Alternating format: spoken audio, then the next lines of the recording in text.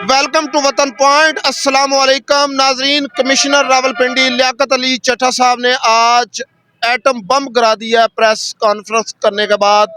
उनका कहना है कि इलेक्शन में मेरे ऊपर दबाव था और 70 और 50-50 हज़ार की लीड वाले जो जीते हुए कैंडिडेट से उनको शिकस्त में तब्दील कर दिया गया।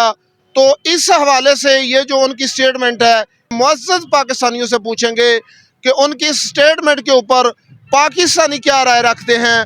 तो आइए नाजरीन लोगों से बात करते हैं। इंतहाई शर्मनाक है।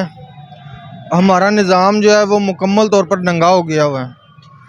पता चल रहा है कि इस मुल्क को कंट्रोल कौन कर रहा है। हकीकत में नाम लेने की इजाज़त किसी को भी नहीं है और बस ये है कि खामोशी है, लेकिन इंतज़ार है कि कभी सैलाब आए और उस सैलाब के अंदर जो है ये सारे जो माफियाज हैं वो बह जाएं। इलेक्शन तो ये नाम का ही था, ये इलेक्शन नाम का था, ये तो एक बस खेल खेला गया है और ये वही अमल है जिससे यही पॉलिटिकल पार्टियां जो थी इनकार कर रही थी। एक हद तक काफ़ी साल तक ये इनकार करती रही हैं, भागती रही हैं और इनको पता था कि इनके साथ होना क्या है। असल में ये उस डर खौफ की वजह से जो है ये सारे इलेक्शन से भाग रहे थे और एक ख़ास बयानिए के तौर पे इनको लाया गया है और उनके लिए सब कुछ किया गया है। लेकिन अब देख लें कि मियाँ साहब भी जो है वो बजाते खुद आगे नहीं आए। इलेक्शन होने से पहले तक खबरों में जनाब बाकायदा हेडलाइन चल रही थी कि वज़ीर आज़म नवाज शरीफ वो हाथ खड़े कर चुके हैं। उनको पता है कि अवाम में उनकी कोई मकबूलियत नहीं है इस वक्त। जिगरे वाला बंदा तो देखे ना, वो है जो इस वक्त भी जेल की सज़ा काट रहा है, ठीक है, जो डटा हुआ है अपनी बात के ऊपर और डरा नहीं है, खौफजदा नहीं है। जो उसका पहले दिन बयान था आज भी वही है उसका, कि वो डील नहीं करेगा।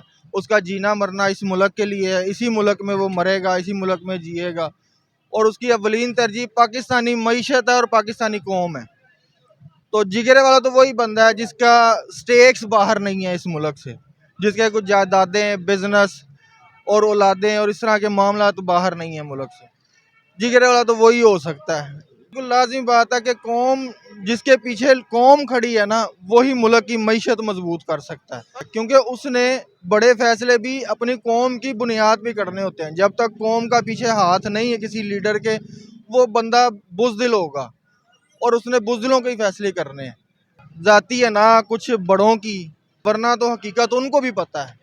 अगर इस कौम के एक सादा से सादा बंदे को, आप किसी को, रेडी वाले को, रिक्शे वाले को पूछ लें, उसको भी पता है कि मुल्क में क्या चल रहा है। तो मेरा नहीं ख्याल कि इस मुल्क की जो इस्टेब्लिशमेंट होगी, रियासती इदारे होंगे, सारी बात है नहीं है। एक ये तो एक वतन से मोहब्बत करने वाला ये कह सकता है ना। आपने ये जुमला इसलिए कहा है कि आपके इस वतन से मोहब्बत है। अल्हम्दुलिल्लाह आपकी जाती है ना जो है आपने पीछे की है इस वतन के लिए, इस मुल्क के लिए, क्योंकि आपका सब कुछ इस मुल्क के लिए। जारी बात है, देखे ना, मुल्क और जो रियासती इदारे ये सारे और अवाम, जब तक ये सारे एक पेज पे नहीं होते तब तक मुल्क जो है वो तरक्की नहीं कर सकता। किसी मामले में भी कोई वो बड़ा स्टैंड नहीं ले सकता, चाहे मुल्की भाईचारा हो या बैरूनी साजिशों से लड़ना हो।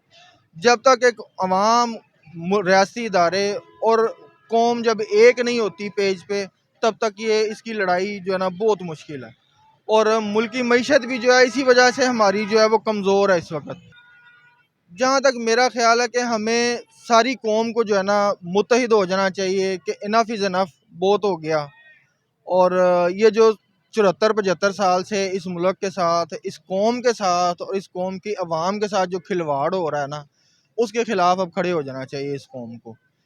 मैं ये नहीं कह रहा कि जी आप लोग जो हैं वो बाहर निकल के जो है इदारों के ऊपर हमला कर दें, और कोई इस तरह का बयान नहीं है। लेकिन मेरा मकसद बात कहना चाहिए कि एक जो जिस चीज़ की इजाज़त हमें देता है हमारा आइन, कानून, इस मुल्क के इदारे, हम उस कानून के दायरे के अंदर रह के अमन का एहतजाज करें, अमन के साथ, और अपना एहतजाज रिकॉर्ड करवाएं कि जी हमें ये चाहिए और ये नहीं चाहिए मुल्क के साथ। तो अगर नाजरीन, अगर हम पाकिस्तानी बन जाए, अगर हम पाकिस्तानी बन जाए और हमें एहतजाज करने की ज़रूरत ही पेश ना आए और अगर हम सब पाकिस्तान के लिए सोचें, तो कोई वजह नहीं है कि हम अपने मुल्क को उठा सकते हैं।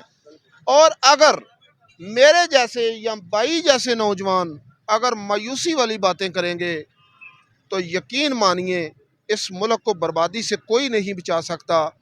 हमें अपनी अनाओं से निकलना होगा और पाकिस्तान के लिए हमें हर एक को अपनी अपनी अना को भूलना होगा। और अगर आज हमने पाकिस्तान को ना संभाला तो फिर बहुत देर हो जाएगी।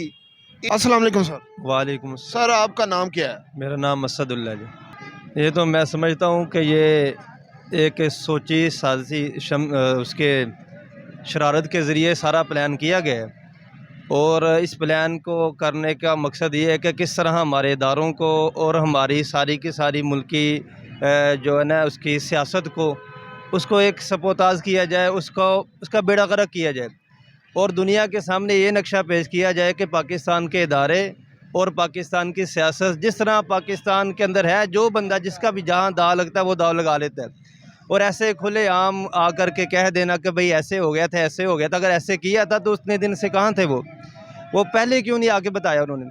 अगरचे ये नहीं बताया उन्होंने कि उनके ऊपर प्रेशर किसका था, तो लेकिन आप समझते नहीं हैं कि ये बहुत बड़ा सवालिया निशान है हमारे मौजूदा ये जो इलेक्शन हुआ है इसके ऊपर बहुत बड़ा सवालिया निशान लगा दिया उन्होंने। भाई मुल्क तो पहले ही इस हालात के अंदर है और उसको और उस झंझट के अंदर डाल दिया है। आपने बात की तो वो एक ज़िम्मेदार आदमी है। पाकिस्तान जब से मार्ज़ वजूद में आया है ये अल्लाह की तरफ से नेमत है, इसको लूटा भी ज़िम्मेदार आदमियों ने। मेरे और आप जैसे गरीब आदमी ने कैसे लूटा है? ये पाकिस्तान के बड़े इदारों पर बड़े बड़े सियासतदान, बड़े बड़े इदारे हैं, सारे के सारे वो ज़िम्मेदार ही हैं और इसको लूट कर खाने वाले भी ज़िम्मेदार ही हैं। तो इसे ज़िम्मेदार की बात की जाए तो फिर ये लूट के सारे करने वाले सारे ज़िम्मेदार ही लोग ही हैं। ये बात तो ठीक है कि इलेक्शन के अंदर जो है धांधली भी हुई है और सारे मामलात हुए हैं, लेकिन इस मामलात को एक तहरीक के तहत, एक कानून और आइन के तहत लेके चलना चाहिए और अपनी जो है ना एहतजाज रिकॉर्ड करवाना चाहिए। ऐसा एहतजाज के जिससे मुल्क की सियासत के अंदर और मुल्क का नुकसान हो और मुल्क गैरों की नज़र में एक बदनामी का ज़रिया फैलता हो, ये काम मैं समझता हूँ नामुनासिब काम है। ऐसा नहीं होना चाहिए। देखें, ये बात तो ठीक है कि अपनी राय का इज़हार हर दौर में नहीं करने दिया जाता। हम देखें दीन इस्लाम की बुनियाद जहाँ से चलती है, नबी अलैहिस्सलाम भी अपनी एक अल्लाह के लाए हुए दीन का इज़हार करते हैं, लेकिन उनके ऊपर भी सख्तियाँ आती हैं, बर्दाश्त करना पड़ता है। लेकिन जो भी काम है ना हम पहले करते हैं उसके अंदर कुर्बानी है, कुर्बानी देने के बाद आता है। अब ये आदमी बात की कि मैं अपनी राय का इज़हार करता हूँ और उसको राय का तरीक़ाकार, उसका हक़ तो ठीक है, बात करने का अंदाज़ ठीक है, लेकिन उसका तरीक़ाकार गलत है। अपना कोई ऐसा तरीक़ाकार इख्तियार करना चाहिए जिससे मुल्क के इदारों को नुकसान ना पहुँचे और मुल्क दूसरों की नज़र में जो है ना उसकी हैसियत कम ना हो। असल में इसमें क्या राय दें, अभी तो कोई किसी चीज़ की समझ नहीं आ रही। अभी तो कुछ जो है ना ये दाल खिचड़ी पकी हुई है, कुछ कह नहीं सकते इसके बारे में, कुछ भी नहीं कहना चाहते। अल्लाह उनको नसीहत दे। इसके बारे में तो हम कुछ नहीं कह सकते, फिलहाल किसी और से बात कर लें यार, बेहतर है। अच्छी बात है, उन्होंने अपना जुर्म कबूल किया है, बेहतर है। बाकी आगे जो देखना चाहिए, अब फौज को भी देखना चाहिए कि क्या हो रहा है नीचे, इसका फैसला जल्द से जल्द जो है करना चाहिए।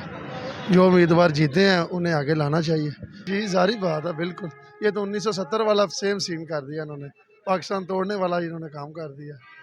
ये बेहतर उन्होंने फैसला लिया, जो टाइम से ले लिया। चले बात है, उनका हक उन्हें वापस मिलना चाहिए। अभी तो फिलहाल सुप्रीम कोर्ट से ही होगी, आगे देखें अब क्या करते हैं। सर मैं सियासत में दिलचस्पी नहीं रखता, मैं एक कारोबारी आदमी हूँ, बस उधर बिजी होता हूँ।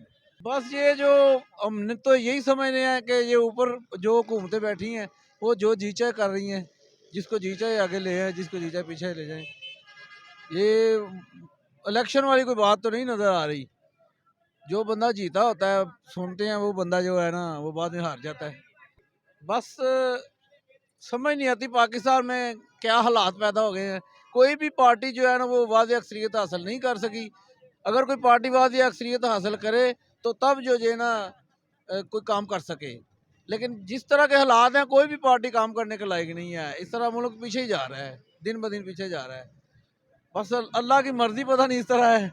देखो ना ਜਿਹੜਾ ਰਿਜ਼ਲਟ ਆ ਰਹੇ ਹਨ 2 ਵਜੇ ਜਦੋਂ ਸ਼ਾਮ ਨੂੰ ਰੁਕੇ ਨੇ ਰਿਜ਼ਲਟ, ਉਸ ਤੋਂ ਬਾਅਦ ਨਾ ਬੰਦ ਹੋਏ ਨੇ ਜਿਸਲੇ ਰਿਜ਼ਲਟ, ਤੇ ਉਹਦਾ ਨਾ ਨਤੀਜਾ ਸੁਭਾਅ ਜਿਹੜਾ ਨਾ ਰਿਜ਼ਲਟ ਹੋਰ ਇੱਕ ਕੈਂਡੀਡੇਟ ਹੈ ਨਾ लीड उसकी 30,000।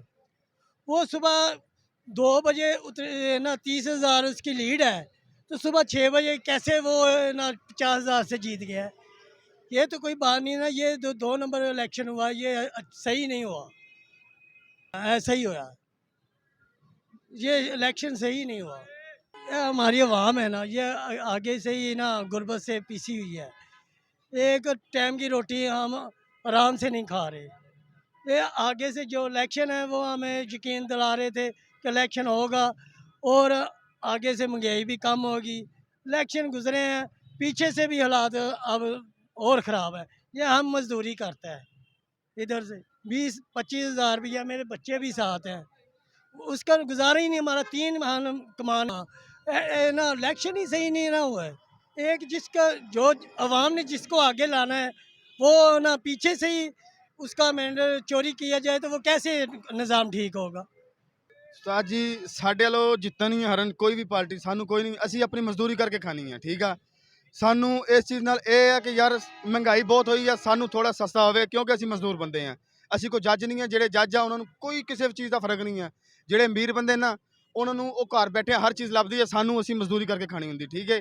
ਤੇ ਸਾਨੂੰ ਪਤਾ ਆ ਚੀਨੀ ਕਿੱਦਾਂ ਆ, ਆਟਾ ਕਿੱਦਾਂ ਆ, ਘਿਓ ਕਿੱਦਾਂ ਆ, ਸਾਨੂੰ ਸਾਰਾ ਪਤਾ, ਠੀਕ ਹੈ। ਤੇ ਦੂਸਰੀ ਗੱਲ ਇਹ, ਅਸੀਂ ਇਹ ਸੋਚਦੇ ਸੀ ਕਿ ਯਾਰ ਇਲੈਕਸ਼ਨ ਹੋਵੇਗਾ ਠੀਕ ਹੋ ਜਾਣਗੇ, ਮਜ਼ੀਦ ਉਸ ਤੋਂ 2 ਗੁਣਾ ਜ਼ਿਆਦਾ ਗੰਦੇ ਹੋ ਗਏ ਆ। ਉਸਤਾਦ ਜੀ ਹੁਣ ਅਸੀਂ ਆਪ ਹੀ ਹਾਂ, ਹੋਰ ਕੋਈ ਨਹੀਂ, ਅਸੀਂ ਆਪ ਹੀ ਹਾਂ।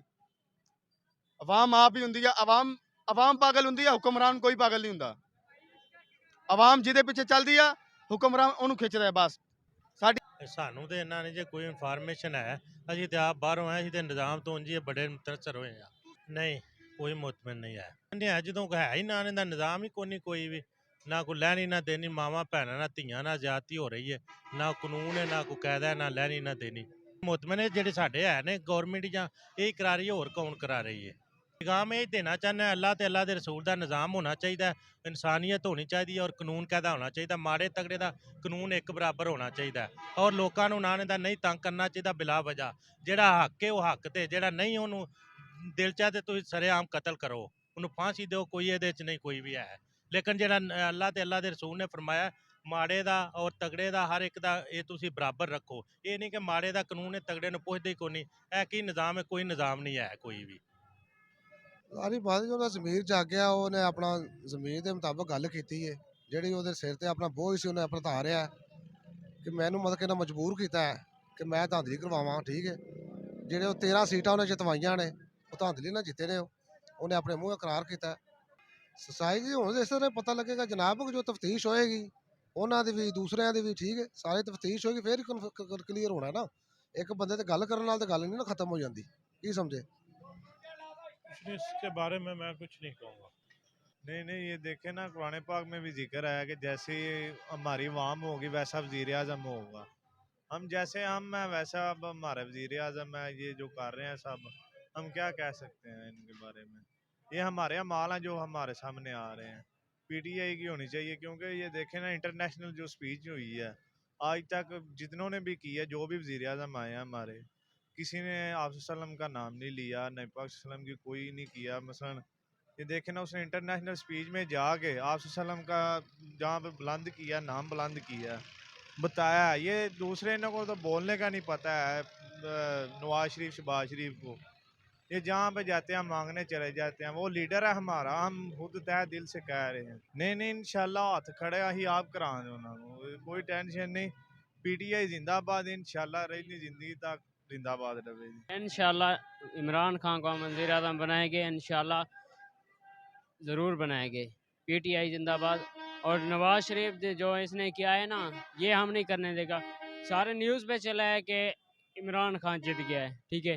फिर उसने क्या किया है, नवाज शरीफ ने साहब से वोट ख़रीद के अपनी साइड कर लिया। ये तो ज़्यादती हुई। एक वो इमरान खान जेल में है, दूसरा उसके साथ ज़्यादती की जा रही है, ये अच्छी बात नहीं। इमरान खान को हम जिताएंगे, इंशाल्लाह इलेक्शन ज़रूर कराएंगे, नहीं तो ऐसे भी हम जुलूस करके इमरान को ज़रूर जिताएंगे इंशाल्लाह। इमरान खान जिंदाबाद।